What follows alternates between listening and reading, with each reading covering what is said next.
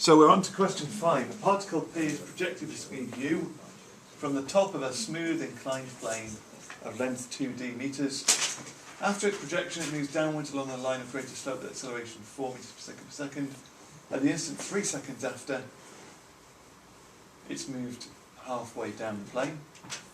It reaches the foot of the plane 5 seconds after the instant of projection. Right. We've got so much going on here. We're actually just going to have to start writing some stuff down to try and turn all of these words into some kind of description of what's going on. I wonder, do we want... I feel that I want a diagram. I don't know how essential it's going to be, but I feel that having read all of that, I want to have some kind of picture of what's going on with it. There's my straight line. So it's projected. This whole length is 2d. So let's mark bits there. That's a distance d. Indicating that that's the halfway point. That's a distance d. That's the whole length of my plane. What happens is that we start with the particle initially with a speed of u. The particle moves downwards along a line of greater slope with an acceleration of 4 meters per second. So we've got an acceleration of 4. At the instant 3 seconds after projection, P has moved halfway down the plane. So it's there when t equals 3. That's of course when t equals 0. It reaches the foot of the plane 5 seconds. So it's down here when t equals 5. Form two simultaneous equations in u and d, and hence calculate the speed of projection of p and the length of the plane. Okay, well I'm thinking my first simultaneous equation is what happens in the first 3 seconds of motion. Okay, I can start to describe that. So, the first 3 seconds. What we've got going on there is we've got t is 3. During that time we've got an initial speed of u. We've got a distance of d. We've got an acceleration of 4. So I can connect that together. That is, what have we got there? T, u, s and a. That's s equals ut plus a half at squared. So here we've got d is 3 times u plus a half of 4, so that's 2 times 3 squared. So my equation I think says that d is 3u plus 18. There we go. It's maybe not quite the arrangement of it that we are going to end up wanting, but that'll do to start with. That's my first equation.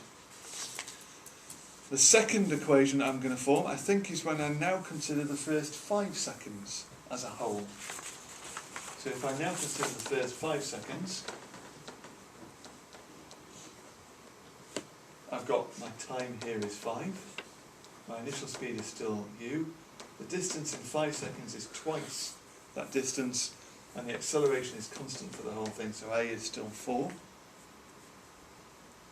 So we're using the same format. So s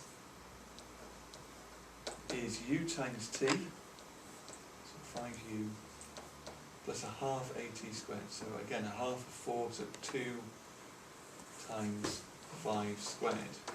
So this gives me 2d is 5u plus 50.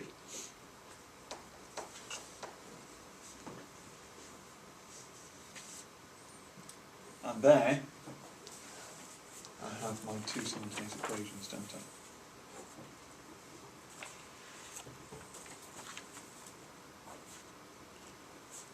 I? Okay. Notice that we needed to do it for the first 5 seconds rather than thinking about the first section of motion and the second section of motion, because that would have been more complicated because we don't know the speed at that point, do we? So we would have to have calculated it. We could have got it in terms of u fairly easily, but still it gives us another layer of complexity. Right, so there were my simultaneous equations.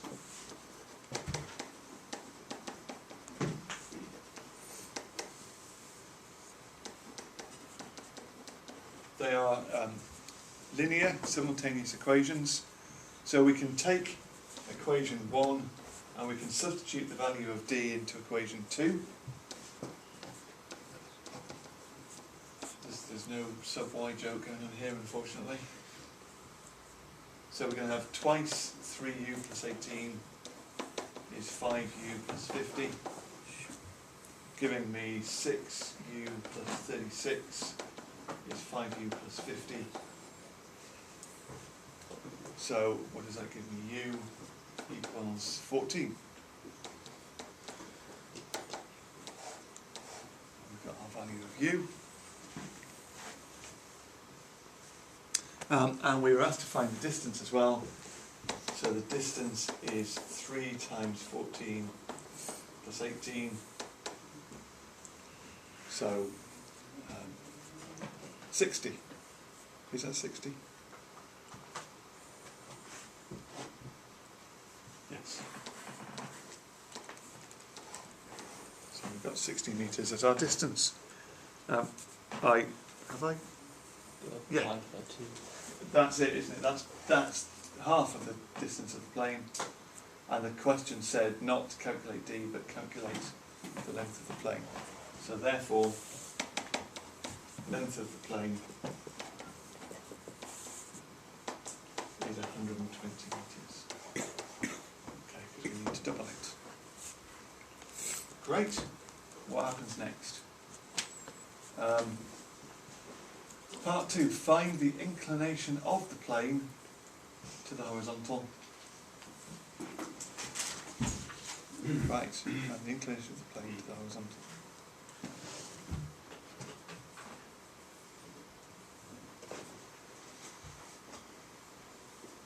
Okay, so what have we got to go on with this stuff?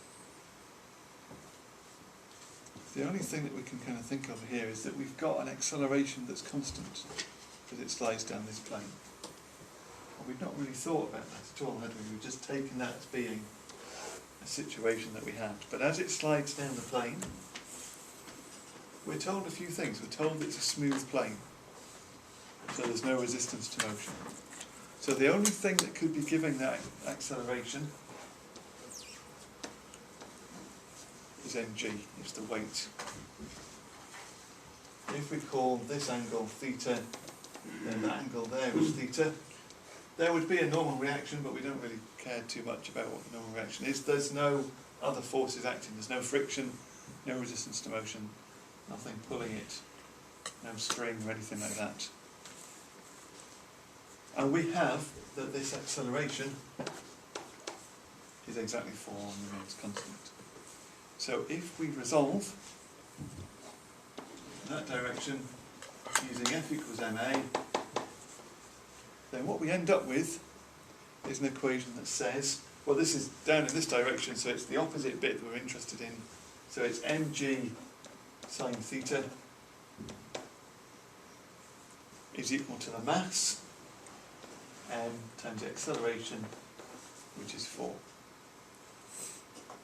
And any worries we might have had about the fact that we hadn't been told the mass of the particle now disappear, because m is a factor of both sides, so we can cancel it out. So we're left with actually being able to say that sine theta is 4 divided by g. So we can do inverse sine of that. Inverse sine of 4 over 9.8 gives us that theta is 24.1 degrees. Again, to 3 significant figures.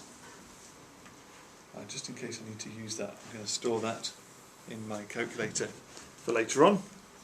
And the other part of the question said, given that the constant force exerted on P by the plane has magnitude 6 newtons. Calculate the mass of P. Oh, great! Look, I put it on there, although I said we didn't need it immediately. But that constant force exerted on the particle by the plane, that's the normal contact force, isn't it? That's this force that we're talking about. So what we've just been told here in the final part of the question is that R equals 6. And so if we now resolve perpendicular to the plane in that direction, there's no resultant acceleration perpendicular to the plane, so we can say that R is mg cos theta. R is equal to mg cos theta, and that we actually know enough of that to do it, because this means that m is 6 divided by g cos 24.1,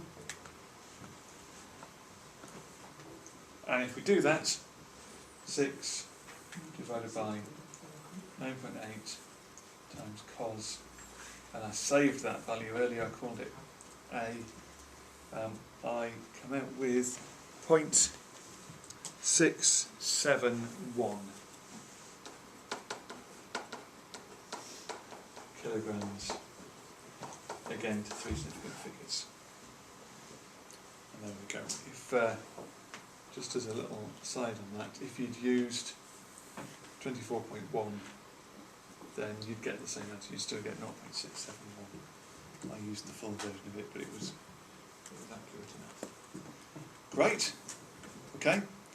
Maybe a little bit more going on in that question. Certainly, you've got to think quite quick to realise that you're heading from Suvat kind of thing into using F equals ma and resolving forces, because it didn't feel like that immediately.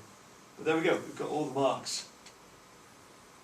Another 10 marks for that question. And that's maths.